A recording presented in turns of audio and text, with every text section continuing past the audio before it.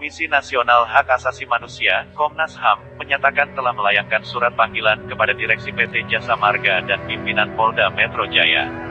Kedua pihak tersebut dipanggil Komnas HAM untuk dimintai keterangan terkait kasus penembakan terhadap 6 anggota Front Pembela Islam, FPI, pada Senin tanggal 7 Desember lalu. Tim telah melayangkan surat panggilan untuk permintaan keterangan kepada Dirut PT Jasa Marga, Subakti Syukur, dan Kapolda Metro Jaya, Irjen Fadil Imran. Surat pemanggilan telah dilayangkan, ujar Komisioner Pemantauan dan Penyelidikan Komnas HAM, Khoirul Anam, Kamis, tanggal 10 Desember seperti dikutip republika.co.id.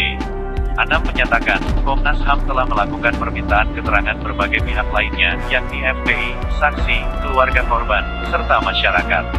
Tim juga melakukan pemantauan lapangan secara langsung dan sedang memperdalam TKP, tempat kejadian perkara, kata Anam. Permintaan keterangan kepada pihak PT Jasa Marga dan Polda Metro Jaya dilakukan untuk melengkapi berbagai informasi yang telah pihaknya dapatkan, dan sedang didalami. Komnas HAM berharap semua pihak terbuka untuk memperkuat pengungkapan peristiwa yang terjadi, termasuk pihak kepolisian. Penembakan yang menyebabkan meninggalnya 6 anggota FPI terjadi pada Senin tanggal 7 Desember, dini hari. Menurut pihak kepolisian, penembakan dilakukan karena sejumlah anggota FPI menyerang aparat yang tengah menguntit rombongan yang membawa Imam Besar FPI Habib Rizik Syihab. Sebaliknya, pihak FPI menyatakan mereka sama sekali tak bersenjata, dan merupakan pihak yang diserang dalam peristiwa itu. Kejadian penembakan itu, menurut kepolisian, terjadi di Jalan Tol Cikampek KM 50 yang melintasi Karawang, Jawa Barat. Kondisi jalan tol biasanya direkam CCTV yang ditempatkan di sepanjang jalan. Namun, Republika menemukan bahwa pada saat kejadian berlangsung hingga beberapa saat setelahnya, CCTV tak beroperasi. Pihak Jasa Marga beralasan hal itu disebabkan putusnya kabel serat optik.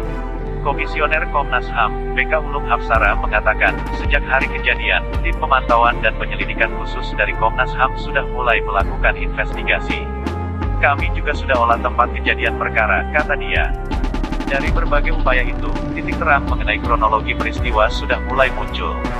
Namun, BK mengaku belum bisa membeberkan secara terbuka, sebab pihaknya baru meminta keterangan dari FPI sehingga harus diverifikasi dengan kepolisian. Kami melihatnya sebelum peristiwa, saat peristiwa, dan setelah peristiwa, kata dia. Pada Kamis, keluarga para korban juga menyambangi Kompleks Parlemen Senayan untuk menuntut keadilan. Paman dari korban Andi Oktiawan, Umar menceritakan kondisi terakhir saat Andi dimandikan dalam kunjungan itu. Saya lihat pemandiannya itu, enggak bisa saya bayangin seperti itu sadisnya, ujar Umar. Umar meyakini penembakan tersebut dilakukan dari jarak dekat. Ia menyebut ada 4 lubang akibat tembakan yang membekas di tubuh Andi. Umar juga melihat Andi mengalami luka tembak pada bagian kepala meski tak bisa mengetahui dari mana arah tembakan.